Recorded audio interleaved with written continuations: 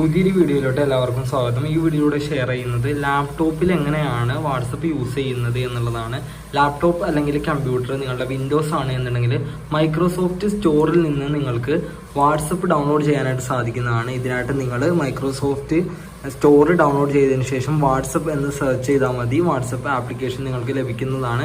ഈ application download ചെയ്തതിന് ശേഷം ഇൻസ്റ്റാൾ ആക്കി ഓപ്പൺ ചെയ്യുക. ഓപ്പൺ ചെയ്ത് കഴിയുമ്പോൾ നിങ്ങൾ ഇങ്ങനത്തെ ഒരു ഇൻ്റർഫേസിലോട്ടായിരിക്കും വരുന്നത്. വെൽക്കം ടു വാട്സപ്പ് എന്ന് പറയുന്ന ഒരു ഇൻ്റർഫേസ് കാണാം. ഗെറ്റ് സ്റ്റാർട്ടഡ് എന്ന് പറയുന്ന ഭാഗത്ത് ക്ലിക്ക് ചെയ്ത് കഴിഞ്ഞാൽ നിങ്ങൾക്ക് ലിങ്ക്ഡ് ഡിവൈസസ് വെച്ചുകൊണ്ട് നിങ്ങളുടെ മൊബൈലിൽ ഉപയോഗിക്കുന്ന വാട്സപ്പ് ഇതിലോട്ട് കൊണ്ടുവരാനായിട്ട് സാധിക്കുന്നതാണ്. അതിനാണ് ഈ ഓപ്ഷൻ ഉപയോഗിക്കുന്നത്.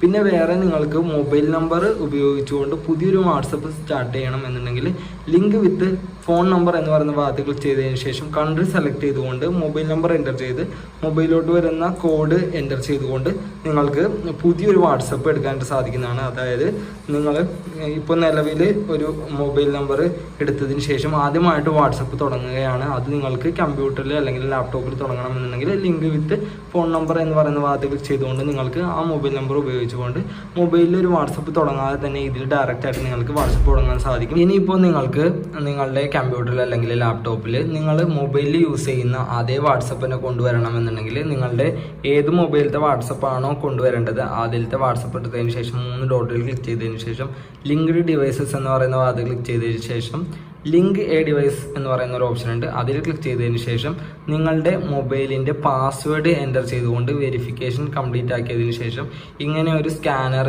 വരുന്നതാണ്.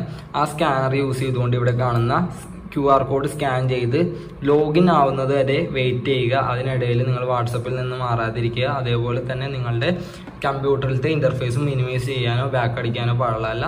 അത് മുഴുവനായിട്ട് ലോഡായി കഴിഞ്ഞ് കഴിഞ്ഞാൽ നമുക്ക് ഇതേപോലെ വാട്സപ്പിൻ്റെ ഇൻ്റർഫേസ് കാണാനായിട്ട് സാധിക്കുന്നതാണ്. വാട്സപ്പിലത്തെ എല്ലാ മെസ്സേജുകളും നമുക്ക് ഇവിടെ കാണാൻ സാധിക്കുന്നതാണ്. ഇതിന് റിപ്ലൈ കൊടുക്കാനും നമുക്ക് മെസ്സേജുകൾ അയക്കാനും അതേപോലെ തന്നെ നമ്മളുടെ മൊബൈലിൽ ഉപയോഗിക്കുന്ന വാട്സപ്പ് പോലെ തന്നെ യൂസ് ചെയ്യാനും സാധിക്കുന്നതാണ്. സെറ്റിങ്സ്, പ്രൊഫൈല്, മറ്റ് ചാറ്റുകൾ, അതേപോലെ ഗ്രൂപ്പ് ക്രിയേറ്റ് ചെയ്യൽ എല്ലാം തന്നെ നമുക്ക് ഇതിൽ നിന്ന് സാധിക്കുന്നതാണ്. സ്റ്റാറ്റസ് കാണാൻ സാധിക്കും, കോൾ ചെയ്യാനായിട്ട് സാധിക്കും, എല്ലാം തന്നെ നമുക്ക് ഇതിൽ സാധിക്കുന്നതാണ്. അതായത് നമ്മൾ മൊബൈലിലൊക്കെ യൂസ് ചെയ്യുന്ന അതേ വാട്സപ്പ് തന്നെ നമുക്ക് കമ്പ്യൂട്ടറിൽ അല്ലെങ്കിൽ ലാപ്ടോപ്പിൽ യൂസ് ചെയ്യാൻ സാധിക്കുന്നതാണ്. ഇതേപോലെ നിങ്ങൾക്ക് ഒരു നമ്പർ ഉപയോഗിച്ചുകൊണ്ട് തന്നെയും നിങ്ങളുടെ ലിങ്ക്ഡ് ഡിവൈസ് എന്ന് പറയുന്ന ഓപ്ഷൻ യൂസ് ചെയ്തുകൊണ്ട് മൊബൈൽ ഉപയോഗിക്കുന്ന സെയിം വാട്സപ്പ് കമ്പ്യൂട്ടറിൽ കൊണ്ടുവരാൻ സാധിക്കും. അതേപോലെ തന്നെ നിങ്ങളൊരു പുതിയ വാട്സപ്പ് കൊണ്ടുവരികയാണ് എന്നുണ്ടെങ്കിലും മൊബൈൽ നമ്പർ യൂസ് ചെയ്തുകൊണ്ട് കൺട്രിയൊക്കെ സെലക്ട് ചെയ്തുകൊണ്ട് നിങ്ങൾക്ക് പുതിയ വാട്സപ്പ് തുടങ്ങാനും സാധിക്കുന്നതാണ് ഈ രീതിയിൽ തന്നെ.